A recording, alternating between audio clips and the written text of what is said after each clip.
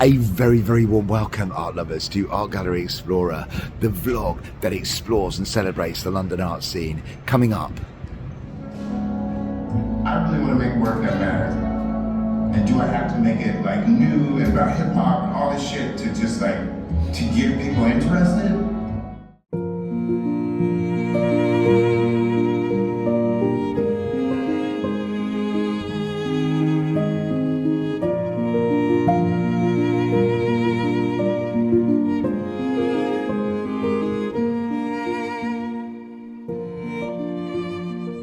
I'm hugely excited today to be heading to the UK's first ever institutional retrospective of American West Coast artist Noah Davis.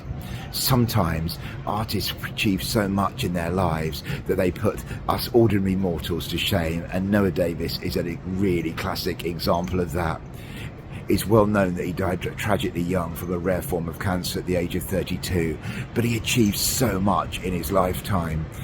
Opening an underground museum in LA to bring art to people who didn't have access to it, working with the community, painting people from his local community, and most importantly of all, producing 400 works of painting, sculpture and collage during his lifetime. I last saw Noah Davis's work, at the time is always now, that fantastic exhibition at the National Portrait Gallery. And when I think of it, I think of a sort of Peter Doig-esque dreaminess, if you like. Davis ultimately knew his art history and was responding to it with unique works which are sometimes figurative, sometimes abstract, sometimes seem as if they're documenting real life, but at other times seem intensely dreamlike. This exhibition at the Barbican Centre in London, which is on until the 11th of May, and is £18 to get in, promises to bring together 50 of his works from a variety of disciplines. I've never been to a full-on Noah Davis show before, so I'm really excited. Come and join me as we head inside.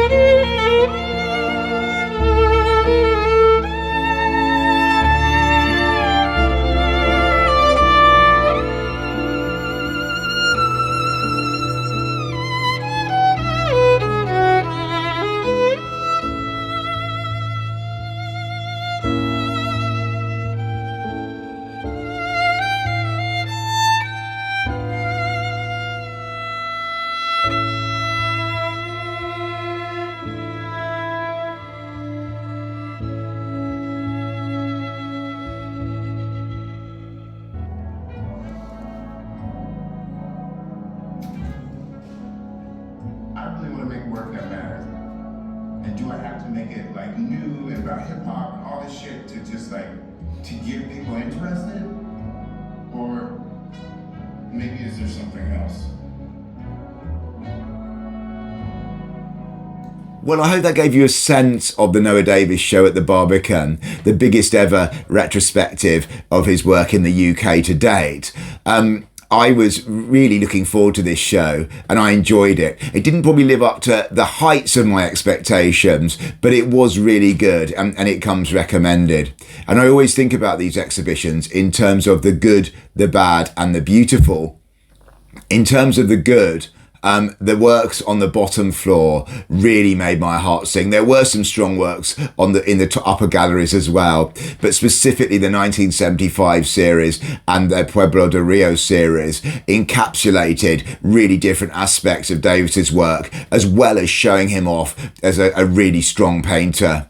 The 1975 series riffed on some photos that he found that had been taken on his mother's camera, and they capture anonymous African-American life, and he renders these beautifully into some really evocative paintings.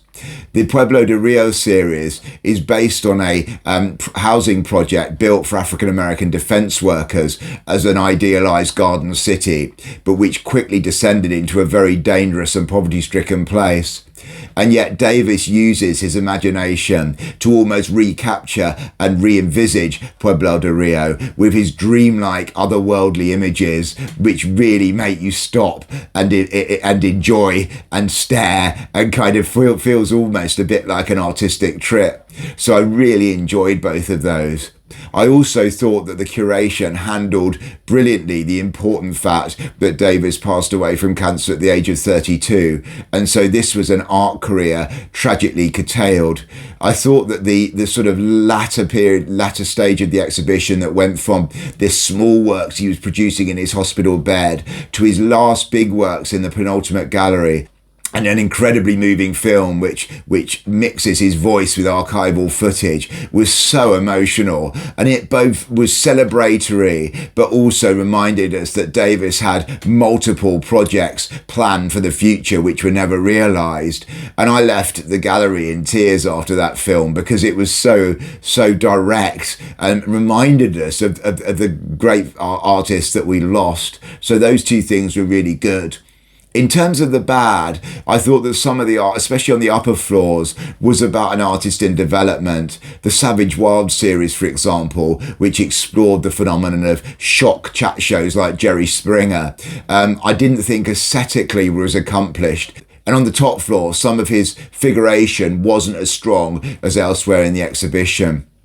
But having said that, I still enjoyed seeing the influence of artists like Peter Doig on that upper floor. There was lots of strong works here. It's just they weren't as consistent as the ones downstairs, which were usually later works.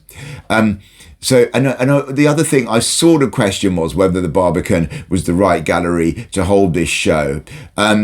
I think that the displaying of Davis's works worked best on the ground floor in the bigger area galleries. As those of you who have visited the Barbican in London will know, the upper galleries are these small little cubes which work well for certain shows, especially ones which are looking at maybe different artistic movements with subgenres, but are less satisfying in some ways when you're just looking at an individual artist.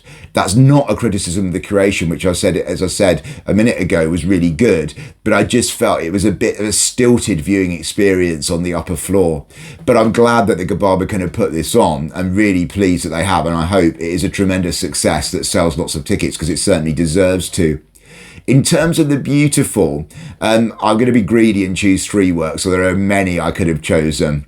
Firstly, I'm going to choose this one entitled The Missing Link, because it shows off how Davis was obsessed with art history and how these influences seeped into his work. Clearly, Rothko is the influence here, but we see Manet and Peter Doig and many others, as I've said, in other works. And it was a really beautiful, simple, kind of quite mysterious work. I had to pick one from the 1975 series, and I picked this one of a swimming pool because lots of Davis's work is both celebratory and very, very pointed in its social commentary. And this work, which shows a swimming pool where the swimmers are all African American, leads us to ask many questions about the context of this particular work, and that's true of lots of his works as well.